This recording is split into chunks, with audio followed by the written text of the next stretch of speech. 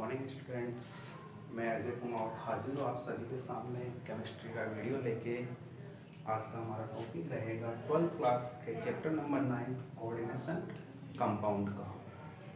सबसे पहले अपन चैप्टर के नंबरिंग के बारे में बात करते हैं कि एग्जाम में ये चैप्टर कितने नंबर का पूछा जाता है। तो ये चैप्टर एग्जाम में 3 नंबर का पूछा जाता है। इसके 3 नंबर के क्वेश्चन आते हैं। एक क्वेश्चन आएगा 1 नंबर का और एक क्वेश्चन आएगा 2 नंबर का। इसके 2 पार्ट रहेंगे, ए और बी। 2 पार्ट में डिवाइड रहेगा एक क्वेश्चन, और एक क्वेश्चन रहेगा 1 नंबर का। ठीक है, जैसे कि नंबर की बात हमने कर ली है, तो सबसे पहले हम देखते हैं कि इनऑर्गेनिक साल्ट क्या होते हैं और इन्हें कितने टाइप्स में डिवाइड किया गया है। तो इनऑर्गेनिक साल्ट को अपन 3 टाइप से डिवाइड कर सकते हैं, 3 टाइप्स में इनको।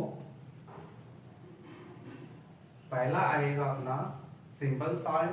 सिंपल साल्ट क्या होते हैं कि कोई भी ऐसे साल्ट जो क्या हो, सिंपल, क्षार और अम्ल की उदासीनीकरण अभिक्रिया के फलस्वरूप इनका क्या हो, निर्माण हो, उनको अपन किस में रखेंगे, सिंपल साल्ट में रखेंगे। जैसे कि आपका हो गया सोडियम क्लोराइड, पोटेशियम क्लोराइड और magnesium chloride, potassium sulphate, aluminium chloride और एल्यूमिनियम सल्फेट। इन सभी को अपन किस में रखेंगे, सिंपल साल्ट या सरल लवणों में रखते हैं। फिर बात करते हैं दूसरे टाइप्स की। दूसरा टाइप्स है आपका डबल साल्ट। डबल साल्ट का मतलब है, इनको एक नाम और दे सकते हैं अपन, यौगिक। जो डबल साल्ट होते हैं वो हमेशा क्या इससे मिलके बनेंगे, किसी दो सिंपल, 2 या 2 से अधिक सिंपल साल्ट से मिलके किसका निर्माण करेंगे, क्रिस्टलीय संरचना का निर्माण करेंगे और क्रिस्टल के रूप में मिलेंगे, जिन्हें अपन क्या बोलेंगे, डबल साल्ट।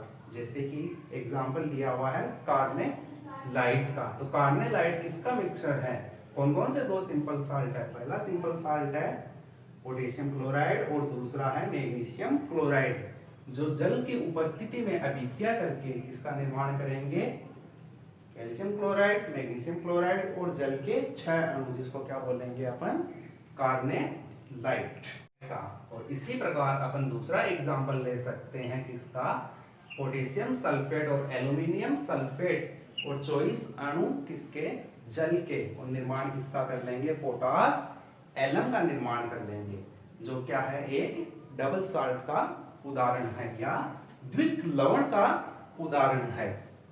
ठीक है, पोटास एलम।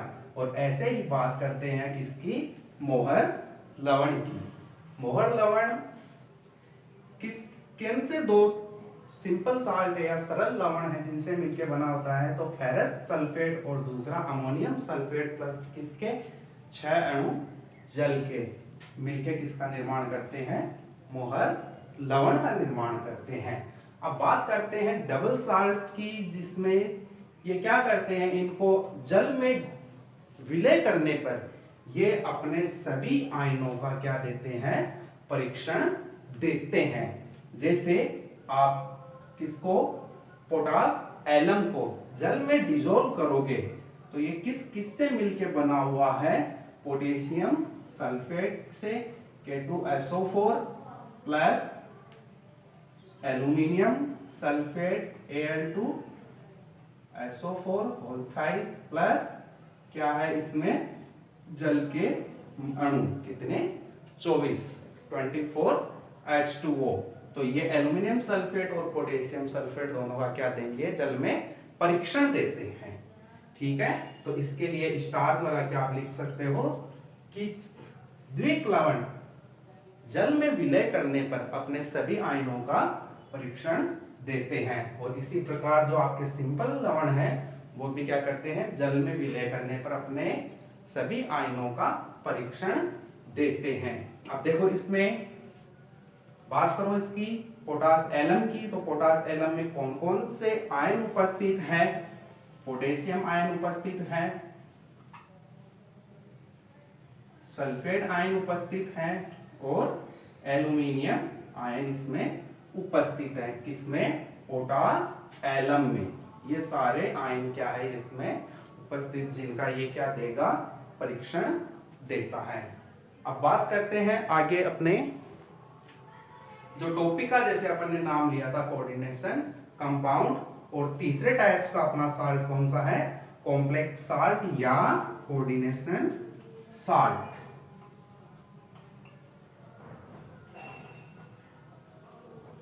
कोऑर्डिनेशन साल्ट जो आपका चैप्टर का नाम है, वही कौन सा है? अपने तीसरे टाइप्स का इनऑर्गेनिक साल्ट है। अब देखो इसके बारे में अपन देखते हैं कि क्या होता है कोऑर्डिनेशन साल्ट या कोऑर्डिनेशन कंपाउंड। तो देखो तीसरे टाइप का अपना इनऑर्गेनिक साल्ट है कौन सा? कॉम्प्लेक्स साल्ट या कोऑर्डिनेशन कंपाउंड या कोऑर्डिनेशन साल्ट। क्या होता है कोऑर्डिनेशन साल्ट या कोऑर्डिनेशन कंपाउंड? ऐसे यौगिक, कोई भी ऐसा यौगिक जो क्या करे, केंद्रीय धातु परमाणु को अपना लोन पेयर ऑफ इलेक्ट्रॉन देके कौन से बंध का निर्माण करे? कोऑर्डिनेशन या उपसहसंयोजक बंध का निर्माण करे। और कोऑर्डिनेशन का मतलब ही क्या हो गया? उप सह संयोजक यौगिक। ठीक है, उप सह संयोजक यौगिक। तो कोई भी ऐसा परमाणु जो क्या करे, अपने लोन पेयर ऑफ इलेक्ट्रॉन या एकाकी इलेक्ट्रॉन युग्म किसको दे? धातु परमाणु को देके, और कौन से बंध का निर्माण करे? उपसहसंयोजक बंध का निर्माण करे। तो उनसे इस प्रकार बनने वाले जो यौगिक है उन्हें क्या बोलेंगे अपन? कोऑर्डिनेशन कंपाउंड या कोऑर्डिनेशन कॉम्प्लेक्स साल्ट बोलेंगे। तो देखो इसमें जो एक तो क्या होगी? मेटल, और जो अपना लोन पेयर ऑफ इलेक्ट्रॉन धातु को देता है उसे क्या नाम देंगे? लिगेंड नाम देंगे। ठीक है, इस कोऑर्डिनेशन केमिस्ट्री में उसको नाम देंगे लिगेंड। तो बात कर ली किसकी? उपसहसंयोजक यौगिक की। अब देखो एक कॉन्सेप्ट आता है उपसहसंयोजक यौगिक में। कॉन्सेप्ट क्या कॉन्सेप्ट है? जैसे कि अपन ने एसिड बेस थ्योरी पढ़ी थी, अम्ल क्षार के बारे में, आरएनएस की, लुईस की ये अवधारणाएं पढ़ी थी। तो लुईस की अवधारणा में क्या बताया गया था कि कोई भी ऐसा क्या बोलेंगे? एसिड या अम्ल, अम्ल किसे कहते हैं? लुईस ने बताया था कि कोई भी ऐसा स्पीसीज या ऐसी प्रजाति या ऐसा कंपाउंड जो क्या करे, किसी भी इलेक्ट्रॉन को ग्रहण करे, क्या करता हो? ग्रहण करता हो, वो क्या कहलाता है? अम्ल या एसिड। और बेस किसे कहेंगे?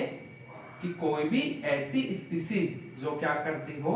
इलेक्ट्रॉन का त्याग करती हो, वो क्या कहलाता है? बेस। तो यहां पे अपन बात करें इसमें कोऑर्डिनेशन कंपाउंड में, तो मेटल क्या है अपना? लुईस एसिड है, जो क्या कर रहा है? इलेक्ट्रॉन एक्सेप्टर ग्रुप या इलेक्ट्रॉन युग्म को क्या कर रहा है? ग्रहण कर रहा है। और लिगेंड यहां पे क्या है? लुईस बेस, जो क्या कर रहा है? इलेक्ट्रॉन के युग्म का त्याग कर रहा है। तो ठीक है, तो इसकी परिभाषा किस हिसाब से बोल सकते हो कि कोई भी ऐसे यौगिक जो क्या करते हो? इलेक्ट्रॉन युग्म का आदान प्रदान या इलेक्ट्रॉन युग्म का साझा करके क्या बनाए? करके उपसहसंयोजक बंध बनाए, और उपसहसंयोजक बंध के फलस्वरूप किसका निर्माण हो? कॉम्प्लेक्स या संकुल का निर्माण हो, संकुल का निर्माण हो, उन्हें क्या बोलेंगे अपन? कॉम्प्लेक्स साल्ट बोलेंगे। अब देखो अपन ने इतनी चीजें पढ़ ली, अब देखते हैं कि ये वास्तव में ये उपसहसंयोजक यौगिक बनते ही क्यों हैं? अम्ल क्षार की जो अभिक्रियाएं हैं और अभिक्रिया होके ये युग्म बनाते ही क्यों हैं? तो इसके बारे में अपन देखते हैं कि क्यों तो मेटल इलेक्ट्रॉन युग्म को ग्रहण करता है, और क्यों जो लिगेंड है वो इलेक्ट्रॉन युग्म का त्याग करता है। तो देखो बात करते हैं, एग्जाम्पल लेते हैं सिंपल सा, K4 Fe CN6 का। ये अपन एक किसका संकुल यौगिक या कोऑर्डिनेशन कंपाउंड का क्या लेते हैं, एक एग्जांपल लेते हैं। अब इसमें अपन देखते हैं कि जो आयरन है, आयरन कितने नंबर पे आता है, 26 नंबर पे आता है। मतलब इसके पास कितने इलेक्ट्रॉन है, 26 इलेक्ट्रॉन इसके पास उपस्थित हैं। और देखो साइनाइड जो CN है, ये क्या करता है, इसके ऊपर एकाकी इलेक्ट्रॉन युग्म उपस्थित होते हैं। क्या उपस्थित है साइनाइड के पास, एकाकी इलेक्ट्रॉन युग्म उपस्थित है, जो किसे देगा, ये आयरन को देगा, या आपका Fe है उसको देता है। तो Fe को कितने साइनाइड जुड़े हुए हैं, यहाँ पे 6 साइनाइड ग्रुप जुड़े हुए हैं।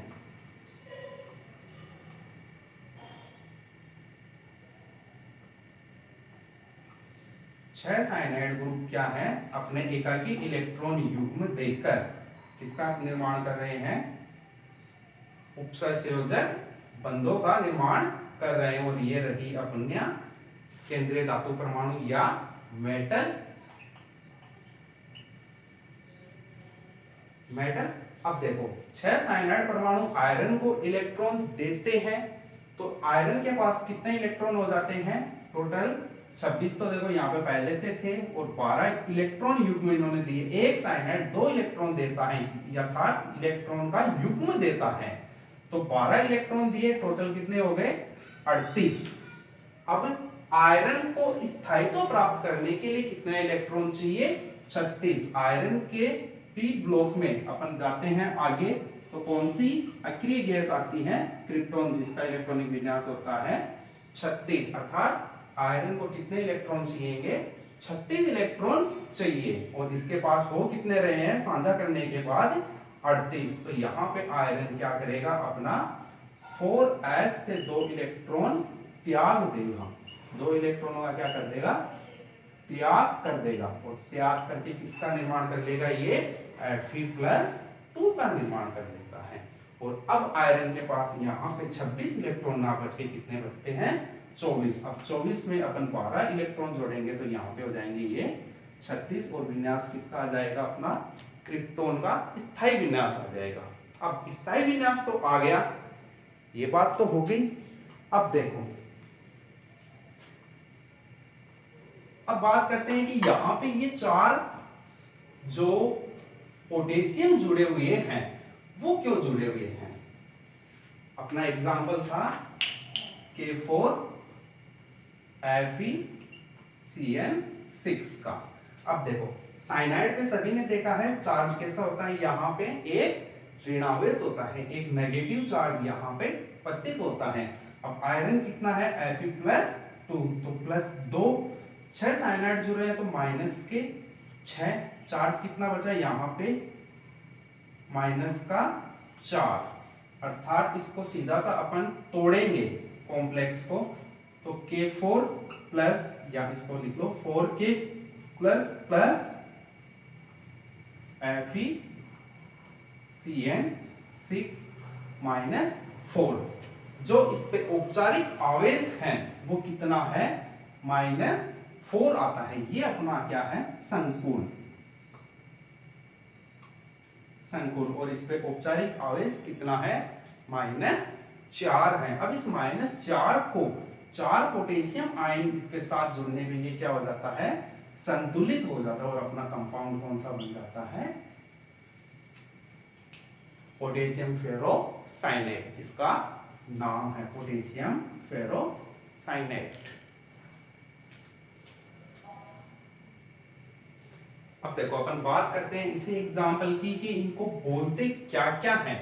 तो जो बड़े कोष्टक में बंद है, जो बड़े कोष्टक में बंद है, उन्हें तो अपन बोलेंगे समन्वय मंडल, समन्वय मंडल।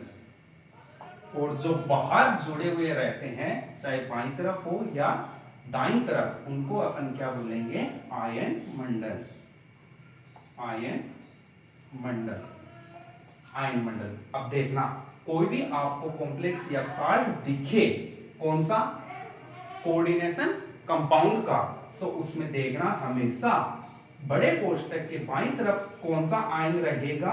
पॉजिटिव आयन रहेगा, ठीक है। और कोष्टक के दाहिनी तरफ कौन सा आयन रहेगा? हमेशा नेगेटिव आयन रहेगा। और बीच में उपस्थित क्या रहेगा बड़े कोष्टक में? उसके बोलेंगे अपन समन्वय मंडल, जिसमें क्या क्या उपस्थित रहता है? एक तो आपका मेटल, और मेटल को साथ कौन जुड़ा हुआ रहता है? लिगेंड। मेटल के साथ लिगेंड जुड़े रहते हैं। कौन से बंध के द्वारा जुड़े हुए रहते हैं? कोऑर्डिनेशन बॉन्ड के द्वारा। कोऑर्डिनेशन बॉन्ड के द्वारा, ठीक है। तो यहां पे अपन एक टर्म निकल के आती है, कौन सी? कि लिगेंड। लिगेंड क्या होते हैं? तो लिगेंड के लिए अपन सिंपल तरह से बोल सकते हैं, लिगेंड के लिए अपन परिभाषा बोल सकते हैं कि लिगेंड किसे कहते हैं? तो कोई भी ऐसी स्पीसीज जो क्या करे? धातु परमाणु के रिक्त डी कक्षक में, कौन से कक्षक में? रिक्त डी कक्षक में अपने एकाकी इलेक्ट्रॉन युग्मक को देखकर कौन सा बंध बनाए? उपसंयोजक बंध बनाए, उन्हें क्या कहते हैं? लिगेंड कहते हैं, ठीक है। लिगेंड की परिभाषा हो गई। और हमेशा ध्यान रखना, कोऑर्डिनेशन बॉन्ड बनने के लिए मेटल के पास क्या होना चाहिए? रिक्त डी कक्षक उपस्थित होना चाहिए। यदि रिक्त डी कक्षक उपस्थित नहीं होगा तो आपका कोऑर्डिनेशन बॉन्ड नहीं बनेगा, ठीक है। तो लिगेंड की परिभाषा हो गई। अब अपन देखते हैं कि लिगेंड किससे, लिगेंड की परिभाषा हो गई। अपन देखेंगे कि लिगेंड वास्तव में होते क्या है और लिगेंड कितने प्रकार के होते हैं। साल्ट अपने हो गया, टॉपिक अपना स्टार्ट हो गया कोऑर्डिनेशन कंपाउंड का। थोड़ा सा पीछे से लिया है कि कोऑर्डिनेशन कंपाउंड आया कहां से? तो ये इनऑर्गेनिक साल्ट है। 3 टाइप के इनऑर्गेनिक साल्ट होते हैं। सरल लवण, सिंपल साल्ट, जिसका एग्जांपल अपन पोटेशियम क्लोराइड, कैल्शियम क्लोराइड या मैग्नीशियम क्लोराइड का ले सकते हैं। फिर दूसरा आता है अपना द्विक लवण या डबल साल्ट। डबल साल्ट किसे कहेंगे? जैसे अपना मोहर लवण है, कार्नेलाइट है या फिटकड़ी है, ये सारी किसमें आते हैं? द्विक लवण में आते हैं। और तीसरा इनऑर्गेनिक साल्ट आता है कॉम्प्लेक्स साल्ट या कोऑर्डिनेशन साल्ट। अब देखो, कोऑर्डिनेशन साल्ट में अपन ने मेटल लिगेंड के बारे में देखा। अब मेटल लिगेंड के बाद में बात आती है लिगेंड की, कि लिगेंड क्या होते हैं।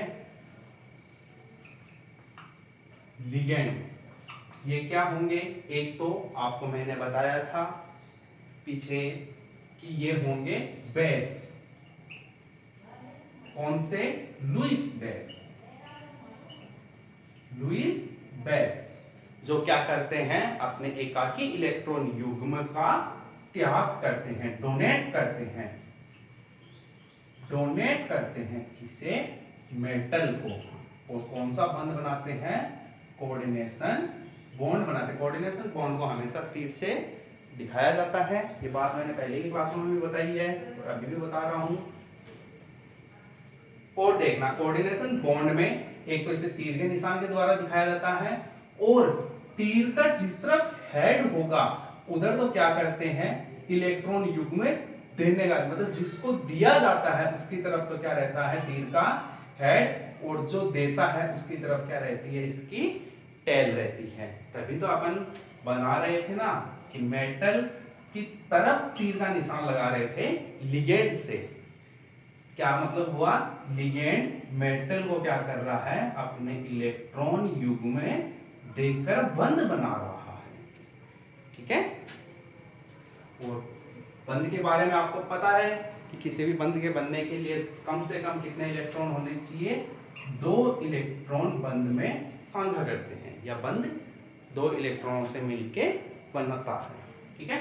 अब देखो लिगेंड कि जो जितने दाता परमाणु या जितने lone pair of electron LP, जितने lone pair of electron metal को देते हैं उसके बेस पे लिगेंड की बात करेंगे। तो सबसे पहला आता है एक दंतुक लिगेंड, अर्थात मोनोडेंटेड लिगेंड। फर्स्ट कौन सा हो गया?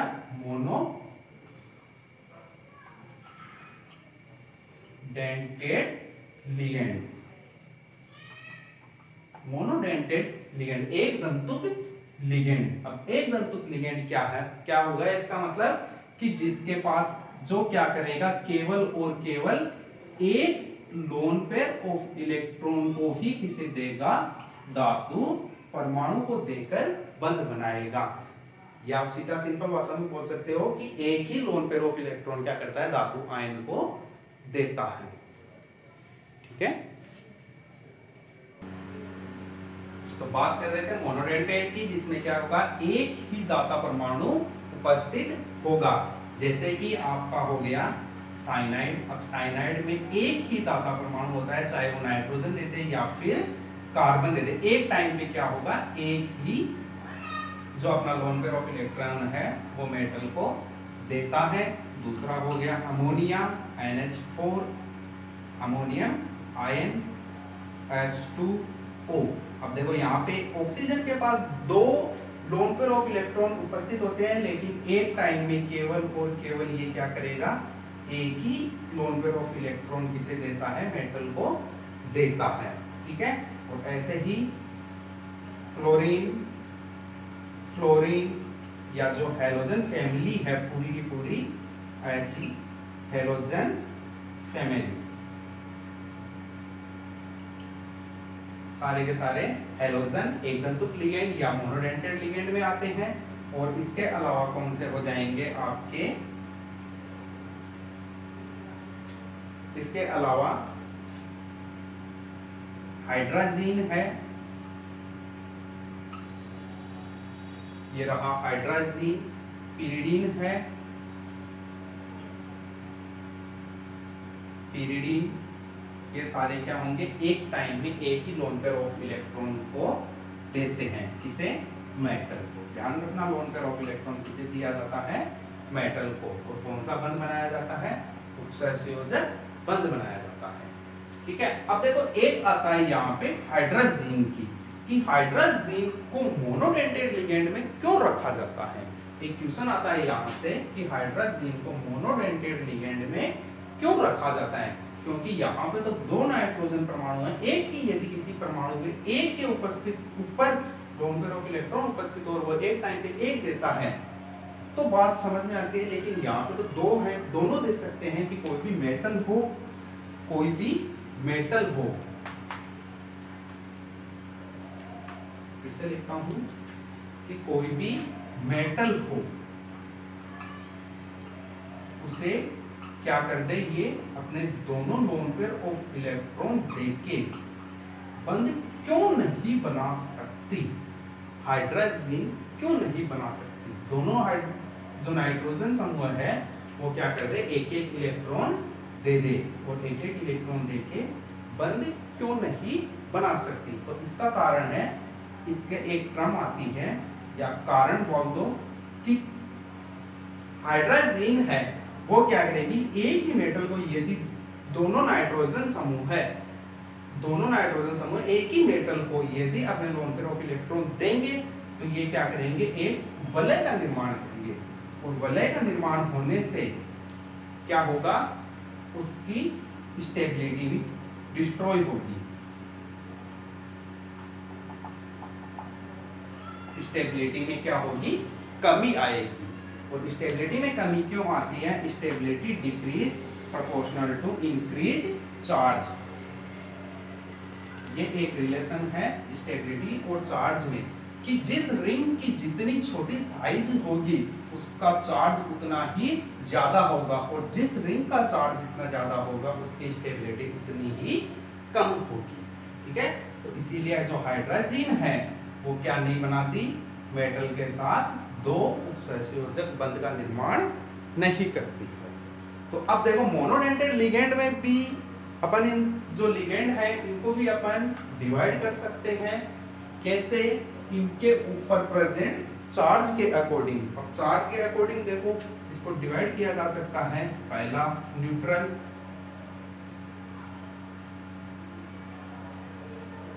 या उदासीन, न्यूट्रल लिगेंड। Neutral ligand. दूसरा अपन इसको डिवाइड कर सकते हैं पॉजिटिव में।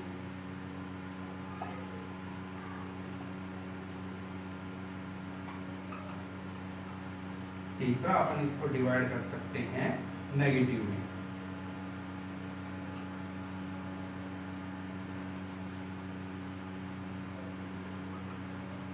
नेगेटिव लिगेंड में। अब देखो न्यूट्रल लिगेंड किसे बोलोगे, पॉजिटिव लिगेंड किसे बोलोगे और नेगेटिव लिगेंड किसे बोलोगे। ऐसे एकाकी या ऐसे दाता परमाणु जिनके ऊपर क्या हो, कोई भी चार्ज उपस्थित नहीं हो, तो उन्हें किस में रखेंगे अपन, न्यूट्रल लिगेंड में। जैसे जल, और दूसरा हो जाएगा इसमें NH3, अमोनिया या एमीन, ठीक है, हाइड्रोजन,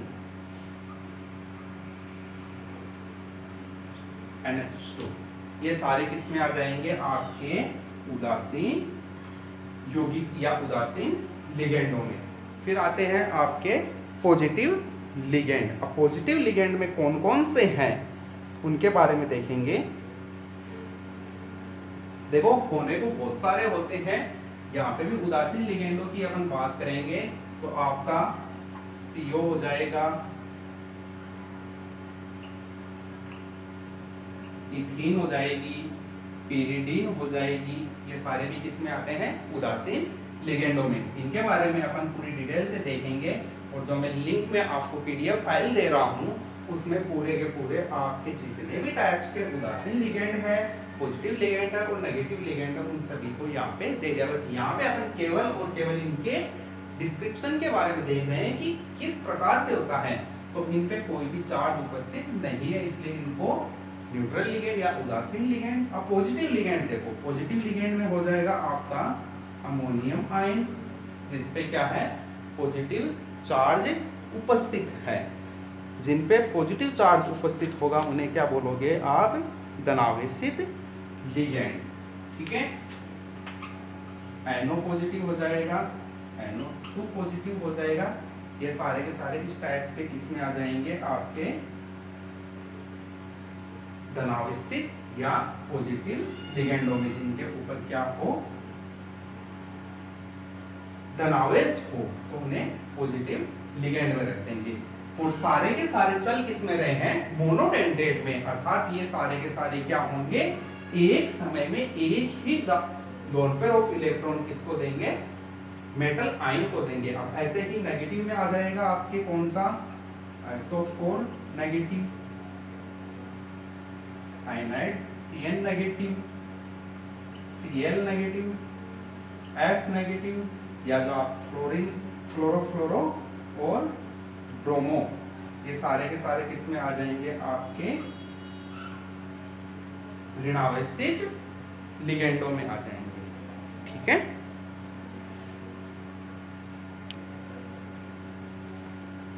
इनके अलावा नेगेटिव में कौन से आ जाएंगे, NO3 नेगेटिव, एक C5H5 नेगेटिव, साइक्लोपेंटाडाइईन आयन, ठीक है।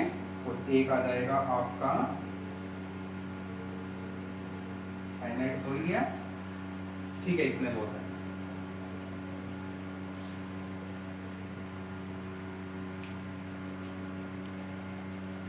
तो ये सारे के सारे किसके टाइप हो गए, अपने मोनोडेंटेट लिगेंड के टाइप हो गए। अब इसी प्रकार अपन देखेंगे बहस अपना क्या लेके चल रहे थे कि कितने लोन पेयर ऑफ इलेक्ट्रॉन वो डोनेट करते हैं, उसके आधार पर उनको क्या दिया गया है, नाम दिया गया है।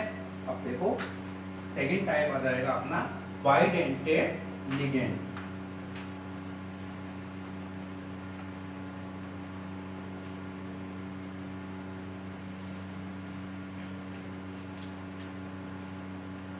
दूसरे टाइप का अपना आ गया बाइडेंटेड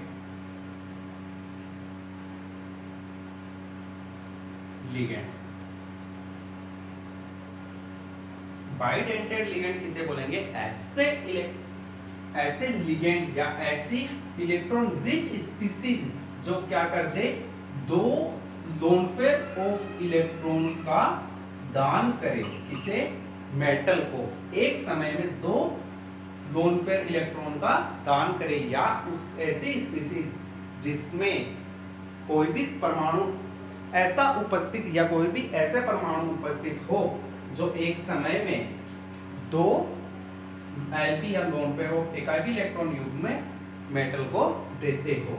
जैसे इसका एग्जांपल लेते हैं EN, एथिलीन डाईएमीन, ठीक है, एथिलीन डाईएमीन।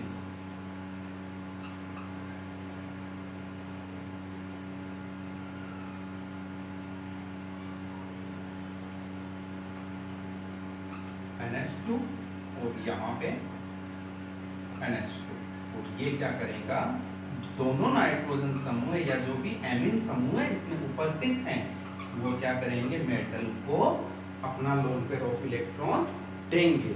अब ये मत बोलना कि सर हाइड्रोजन में तो दोनों नाइट्रोजन ने अपने इलेक्ट्रॉन नहीं दिए। क्यों नहीं दिए?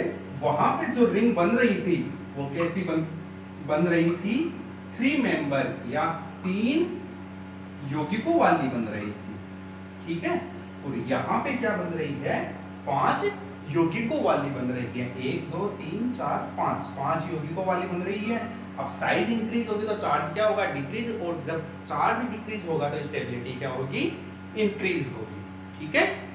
तो पहला एग्जांपल हो गया एथिलीन डाईएमीन। देखो इसके EN से लिखते हैं, जो इनकी शॉर्ट फॉर्म है वो EN, एथिलीन डाईएमीन। अब देखो यहाँ पे डबल MINE नहीं आएगा, केवल AMINE ही आएगा, ठीक है। अपन कैजुअली एमीन को लिखते हैं एमीन, लेकिन यहाँ पे ये वाला ही आएगा लिगेंड के नाम में, केवल ये। और दूसरा आता है अपना ऑक्सीलेटो। अब देखो ऑक्सीलेटो, पहला एग्जांपल हो गया एथिलीन डाईएमीन का, दूसरा एग्जांपल है इसका ऑक्सीलेटो का, जिसे O अक्ष से डिनोट करते हैं। किससे डिनोट करेंगे, O अक्ष से, ऑक्सीलेटो।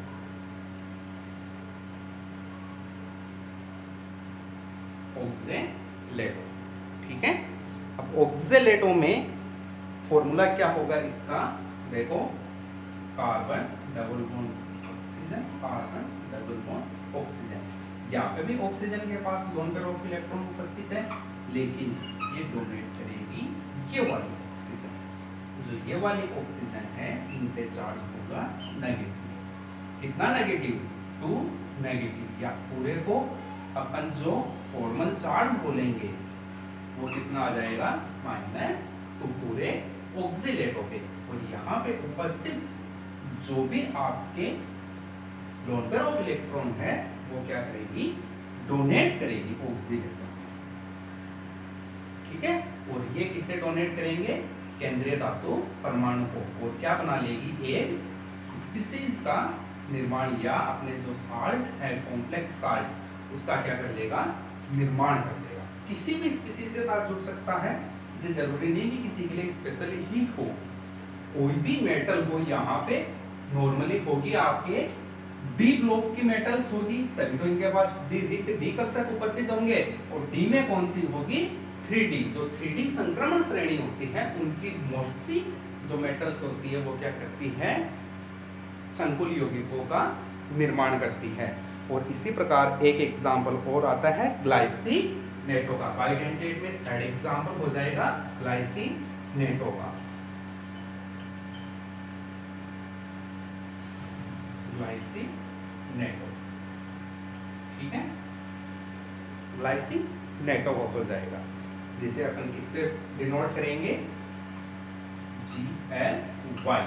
जो अपन कॉम्प्लेक्स में लिखते हैं ना, कॉम्प्लेक्स में ये मेटल होगी आपकी, कोई भी मेटल, और फिर कोष्टक में GLY। यहाँ पे कितनी भी हो सकते हैं, डिपेंड करेगा मेटल के पास कितने रिक्त D कक्षक है उन पे, तो इसे GLY से लिखिए, ठीक है।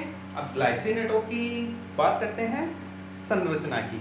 संरचना कैसी होती है, तो देखो इसी में बता दूं, कि ग्लाइसिनेटों की संरचना कैसी है। ये आपका कार्बन समूह है, ठीक है, और कार्बन समूह के साथ क्या जुड़ा हुआ रहेगा, यहाँ पे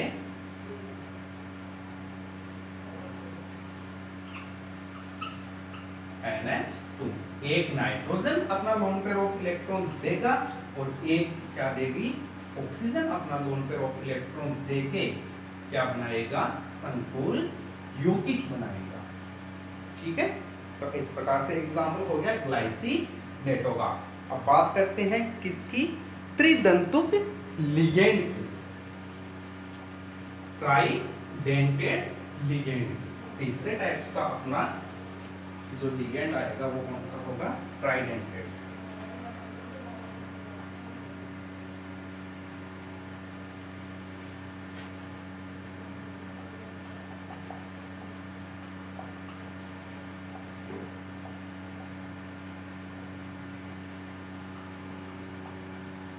थर्ड टाइप आएगा अपना ट्राइडेंटेड लिगेंड। ट्राइडेंटेड में क्या होंगे, 3 दाता परमाणु उपस्थित होंगे। कितने दाता परमाणु उपस्थित होंगे, 3 दाता परमाणु या 3 ऐसे दाता परमाणु होंगे जो क्या करेंगे, मेटल को अपना लोन पेयर ऑफ इलेक्ट्रॉन देंगे, जिसे अपन बोलेंगे त्रिदंतुक लिगेंड। अब इसका पहला एग्जांपल आता है टरपीरिडीन का। जो ट्राइडेंटेड है इसमें पहला एग्जांपल आता है PER और PY से इसको क्या करते हैं, लिखते हैं, और नाम हो जाएगा इसका टरपीरिडीन,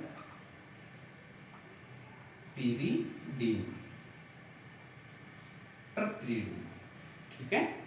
अब देखो टरपीरिडीन में जो लिगेंड की संरचना होगी वो किस प्रकार की होगी, तो उसमें क्या होगी, टरपीरिडीन। देखो नाम है टर या ट्राइपीरिडीन, 3 पीरिडीन उसमें क्या होगी, उपस्थित होगी, और ये है अपनी pyridine, loan pair of electron इसके पास उपस्थित। तो मैं इसको ऐसे बना सकता हूं, टरपीरिडीन को,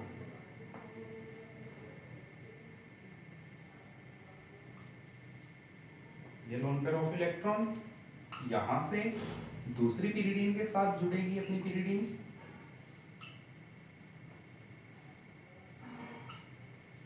यहां से तीसरी पीरिडीन के साथ जुड़ेगी,